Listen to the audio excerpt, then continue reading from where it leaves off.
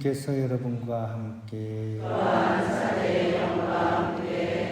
요한이 전한 거룩한 복음입니다. 주님 영광 받으소서.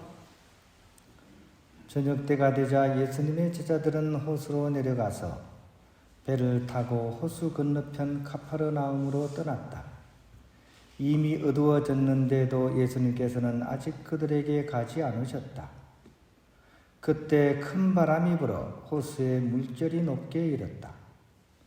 그들이 배를 25이나 30스타디온쯤 저어갔을 때 예수님께서 호수 위를 걸어 배에 가까이 오시는 것을 보고 두려워하였다. 예수님께서는 그들에게 말씀하셨다. 나다, 두려워하지 마라. 그래서 그들이 예수님을 배 안으로 모셔드리려고 하는데 배는 어느새 그들이 가려던 곳에 가 닿았다. 주님의 말씀입니다. 그리스도님 찬미합니다. 오늘 복음에 보면 제자들이 예수님을 보고 엄청 두려워하죠. 왜 그럴까요? 얼마나 두려워했으면 예수님께서 다시 한번 나다 두려워하지 마라 하면서 다시 확인까지 하시는데 왜 그럴까요?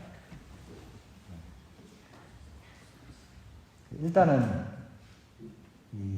예수님께서 돌아가신 분으로 생각했는데 살아있는 사람으로 나타나니까 놀라서 그렇기도 하고요. 더 근원적으로 따지면 죽음에 대한 두려움입니다.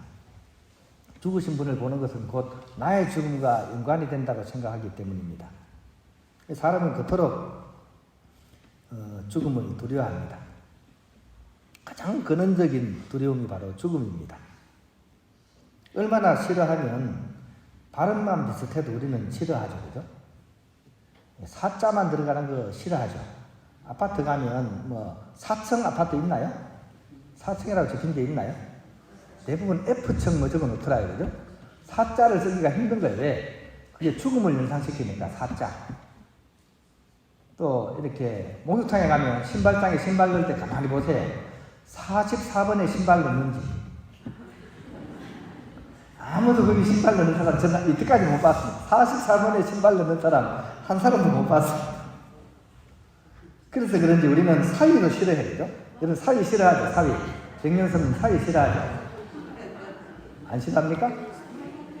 좋아해요? 사돈 어른. 그것도 사자잖아요. 조금 이제 옆길로 가는데 특히 한국 사람은 이 죽음을 극도로 싫어합니다. 그래서 묘를 써도 어떻습니까? 저기 멀리 떨어진 곳에 북망산층 그러잖아요. 북쪽에 가능한 사람 사는 데서 멀리 떨어지게 그렇게 묘를 쓰죠. 그죠? 왜냐하면 그 죽음이라는 것과 이렇게 조금이라도 스치면 나에게 뭔가 그 죽음의 두려움이 다가올까 싶은 그 두려움 때문에 그렇습니다. 오히려 뭐 유럽이나 이런 데 가면 묘가 다 있습니까? 성당 뒤에 다 있습니다. 마을에 성당이 있잖아요. 성당 뒤에 주로 묘를 씁니다. 거기 비하면 한국 사람이 얼마나 죽음을 싫어하고 무서워하는지 알 수가 있습니다. 하지만 우리가 주님께 온전하게 의탁을 한다면 또 주님과 정말 일치하게 된다면 죽음도 또 죽음의 그 두려움마저도 사실은 사라져요. 우리 본당의 주부 성인의 아치시 성 프란치스코 태양의 창가 중에 세 단락으로 나눴을 때 세 번째 단락이 바로 그 부분입니다. 우리가 모두가 두려워하는 육체의 우리 죽음, 그 누나의 찬미를 받으소서라고 태양의 창가를 얘기합니다. 우리가 그렇게 싫어하는 죽음을 누나로 표현, 누나로. 그 누나를 통해서 주님 찬미 받으소서라고 얘기합니다. 찬미를, 그 죽음이라는 누나를 통해서 주님을 찬미하는 거예요. 그러니까 싫어하고 이런 측면이 아니라 오히려 그것을 통해서 하느님을 만나고 체험하는 그런 성인의 영성을 우리는 태양의 창가를 통해서 볼 수 있습니다. 그만큼 이 성인은 주님과 일치했다는 이야기입니다.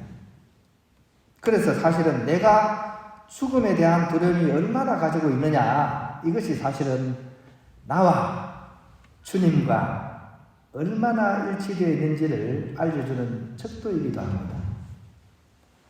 얼마 전에 우리 굉장히 많이 했죠. 코로나 막 걸렸다고 기침만 좀 나면 뭐 합니까? 검사기 사가지고 어떻게 콧구멍 막 뚫어가지고 그죠? 넣어가지고 그죠? 뭐 합니까? 딱 보죠 그죠? 좀 지나면 어떻습니까? 약간 젖으면서 종이가 나중에 줄이 막 하시게 줄이 그죠? 줄이 막 생기는 몇 개 생기는 게 최악입니까?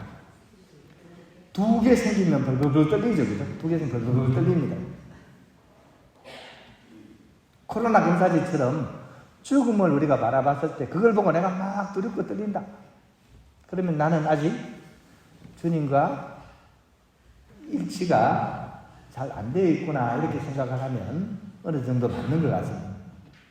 안 그런 것 같아요? 사도 바오로 얘기 한번 들어보실래요? 사도 바오로 필리피서 1장 21절 뭐라 그럽니까? 나에게는 죽는 것이 이득입니다. 이럽니다. 나에게는 죽는 것이 이득입니다. 이렇게 사도 바울이 이렇게 얘기합니다. 이상하죠, 그죠? 갈라디아서 2장 20절에는 뭐라 그럽니까? 이제는 내가 사는 것이 아니라 그리스도께서 내 안에 사시는 것입니다. 나는 죽고 그리스도가 내 안에 사는 것입니다. 라고 얘기합니다. 그러니까 그리스도에 대한 깊은 믿음 아래에서는 죽음에 대한 두려움이 설 자리가 없다는 것을 사도 바울의 삶을 통해서 우리가 알 수 있는 거죠.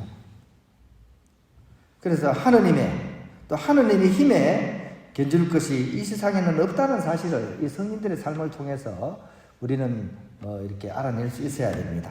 그 어떤 것도 죽음마저도 하느님의 능력과 하느님 사랑의 힘이야말로 그 어떤 두려움도 이길 수 있는 능력을 지니고 있다는 사실을 우리가 바라보고 사소한 것에도 쓰러지는 그런 우리 마음을 일으키고 삶의 변화를 가질 수 있도록 그런 주님의 영께서 나에게 오시기를 우리는 기도드려야 됩니다. 성령의 힘이 우리에게 임하시면 우리는 그런 두려움을 이겨낼 수가 있습니다. 이 믿음을 통해서 우리 또한 죽음을 파스카할 수 있었으면 좋겠습니다. 아시시 성프란치스코는 바로 제가 좀 전에 말씀드린 것처럼 죽음을 자매로 이렇게 모시면서 그 뒷부분에 이렇게 얘기합니다. 주님의 거룩한 뜻을 쫓아 죽는 사람은 두 번째 죽음이 그를 결코 해치지 못하리로소이다 라고 얘기하고 있습니다. 하나님에 대한 믿음과 그분이 가르쳐진 삶을 온전히 그 뜻을 쫓아서 충실히 살아가는 사람은 두 번째 죽음, 결코 그를 해치지 못한다. 영원히 살게 된다. 영원한 삶을 얻게 된다. 구원을 얻게 된다. 이 얘기거든요. 그런 의미에서 오늘 나의 어떤 죽음을 한번 묵상해 볼 수 있는 그런 하루가 되었으면 좋겠습니다.